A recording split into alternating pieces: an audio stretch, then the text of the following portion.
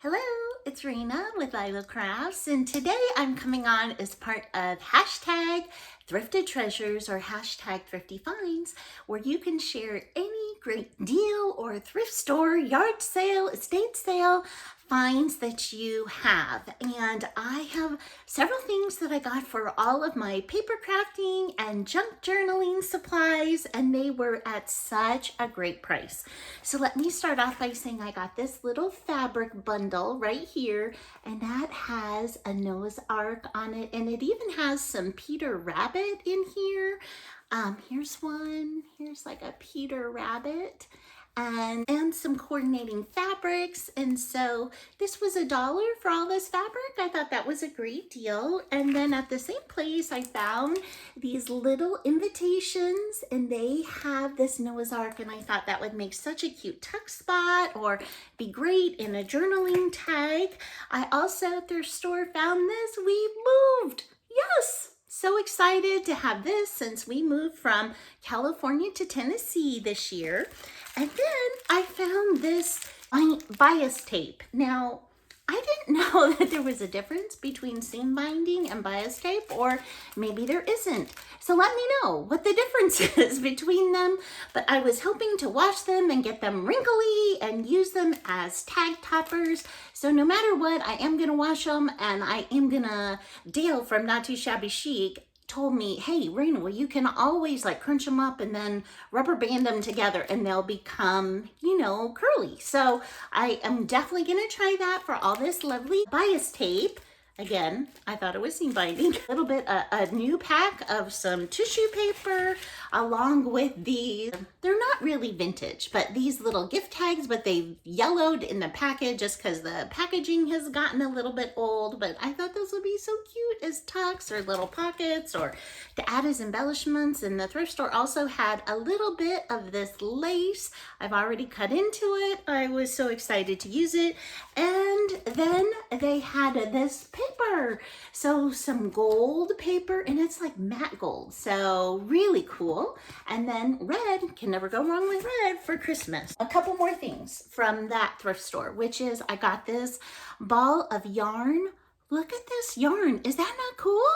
Oh my gosh, I am so excited for this. I love the wiggly wiggly and how irregular that is. Oh, so excited for that find. And they had these little recipe cards, and so these are not vintage really, but happy to have found those. And they had this tiny little packet of buttons for 25 cents. And I got these peony little cards. I thought these were so beautiful, and the envelopes are really cool too. So I'm probably gonna split them up and use them separate, like as tucks or decoration for a page, and then the envelopes as flip outs. So excited for that. And then I found some lavender index cards. These were like 10 cents. So happy I don't have anything like that. And then this I found for $1, which I'm not sure. I think it might be like a mini table runner, but look at that. I love this trim. And then this is really soiled, so I'm thinking I'm going to go ahead and coffee dye this whole thing, wash it, and then coffee dye it. But this hand sewn lace is just gorgeous. So I'm so happy to have found that. Okay, and look, I found this box of old staples. Now the staples are new, but I just really love the box. So I got all of that. And then I went to my favorite bookstore, which is called Harper's Used Books, that has the 25-cent cart. So everything I'm going to show you, I got for 25 cents. Okay, so I am in love with this book. This is Depression Glass. You can see 25 cents.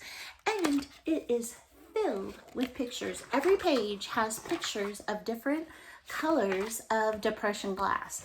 And so what I was thinking is I could cut all these out. They can be used really in any kind of journal. It is shiny, but Dale told me that I could lightly sand it down. I was thinking I could put vellum over it, or I could even put a little bit of gesso or acrylic paint on them. So I'm very happy to have found this book filled with ephemera for 25 cents. Then I got this book.